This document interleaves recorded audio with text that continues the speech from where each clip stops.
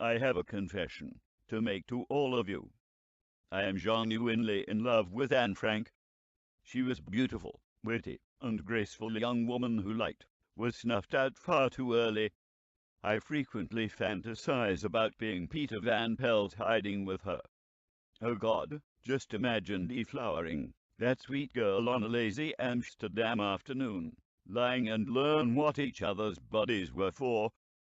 Now imagine 9 months later, she's got a massive bulging stomach from carrying your child inside of her, and it seems like she's gonna pop any moment now.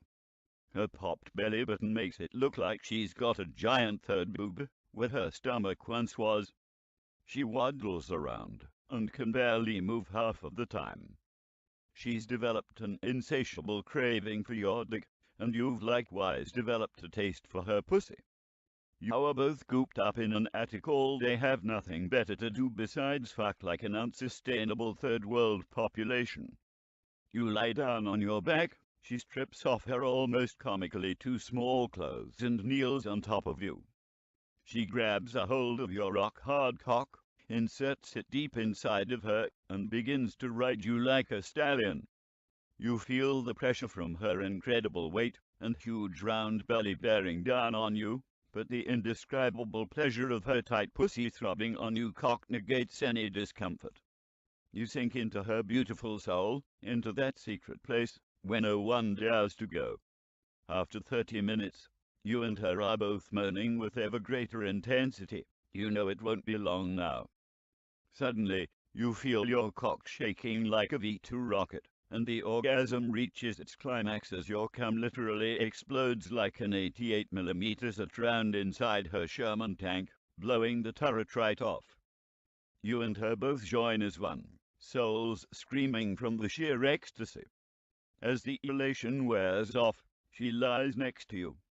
Too exhausted to do anything else, you simply hold her in your embrace. In that moment, there is no family squabbles, no Nazis, no war. Just you and her, watching the sky turn pink with the setting sun. You dream of the beautiful face you have found in this place. So soft and sweet. One day you will both die, and your ashes will fly from an aeroplane over the sea. But for now you are young, and all you want is lay in the sun, and count every beautiful thing you can see. Love to be in the arms of all you are keeping here with you. What a beautiful dream that could flash on the screen in a blink of an eye. Suddenly, you awaken from your slumber to the sound of a blood-curdling scream. You open your eyes to darkness. It takes a split second for your vision to readjust. You feel lonely and cold. Another shriek knocks you back into reality. And sitting next to you, clutching her belly, face contorted from pain, a foul-smelling fluid lies pooled on the floor around her midsection. Your hot, dirty fuckfist has brought on labor. She cries your name, begging for help, begging for you. The noise, she's louder than a line of Louisiana tigers giving the rebel yell right now. You raise your finger to your lips to tell her to be quiet, but the agony is too much for her to bear. You've got to do something or else it will awaken the entire neighborhood and with it, the Nazis. Suddenly you remember the bulge in your pants.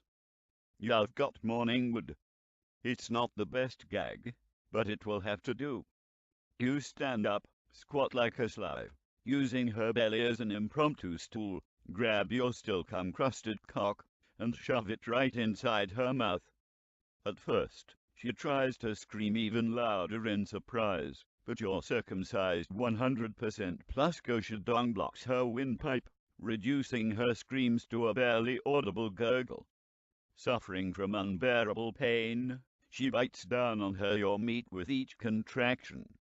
Now you're in pain too. With each contraction, she bites down harder. It feels like she's gonna tear your cock right off. Eventually, the pain subsides for her, and she decent bite down as much. Now it seems almost as if she's starting to enjoy it. You can feel your child kick on your testicles. Clearly it's excited too. Suddenly, Your cock starts to shake like a V2 again. You pull it out of her mouth just in time. You bust your steaming hot and sticky load, blanketing her like an incendiary carpet booming of resin. Semen stains her mountain tops, all three of them, along with her hair and most of her face. She quietly giggles from the ironic amusement of it all. You giggle too. Then a look of sharp pain shoots across her face. She's having your baby. You wish you could bear all the pain for her, but all you can do is sit and watch. You look down at her vulva, still oozing with cum from that great fucking you gave her a few hours ago. You can see a head of black hair poking out. You fear that Chess gonna start screaming again. Much to your relief, it seems that Chess got in better control of the pain, thanks to you. She begins to softly moan. It seems as if instead of experiencing excruciating agony, she's experiencing an orgasm. You can't help but grin as she keeps pushing. As more of the head becomes visible, her moaning intensifies. Finally, a small head emerges from her vagina. You can see a face wrapped in an umbilical cord. A small pair of hands grab the head. She weakly tries to pull the head out. You put your hands around the head and begin to help her pull. Desperately, she goes into the next contraction with all of her energy and pushed with everything inside of her. She feels everything. She feels shoulders and hips and feet all slide down inside of her and pop out in one long push with a rush of fluid behind it, and it feels amazing. She throws her head back with a rip-roaring orgasm that penetrates the very heart of her soul. You look at the newborn now lying on the floor and see that it is a boy. You have a son. Perfect, perfect in every way. He begins to stir, and you realize he's about to cry. After all that's happened, you don't too given away to the Germans from the wails of a newborn. You gently lift him up and place him on Anne's semen-stained mountain tops. The baby quickly finds the breast is soon sucking happily. Semen, blood, amniotic fluid, breast milk all mix and fill the air with a strange scent that, while repulsive, is also extremely arousing. You can't resist the urge anymore. Your mouth lands on top of Anne's opposite breast, sucking first your own cum, but then her tasty milk. You look into her eyes, chest somewhat annoyed, but too exhausted to really care. A gust of wind coming from a hole in the wall blows through, cooling both of your sweat-drenched bodies, but also disturbing the little one. You are afraid he'll start shivering. You look around the dusty attic for something to keep the baby warm.